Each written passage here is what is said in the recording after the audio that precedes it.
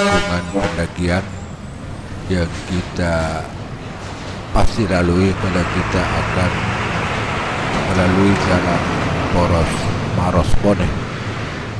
Jadi tikungan ini terletak sebelum Kecamatan Cendana. Jadi dia berada di wilayah Kecamatan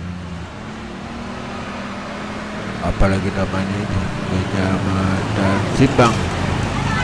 Jadi Kecamatan Simbang, tikungan ini sangat indah sekali karena dia melingkari daripada batu.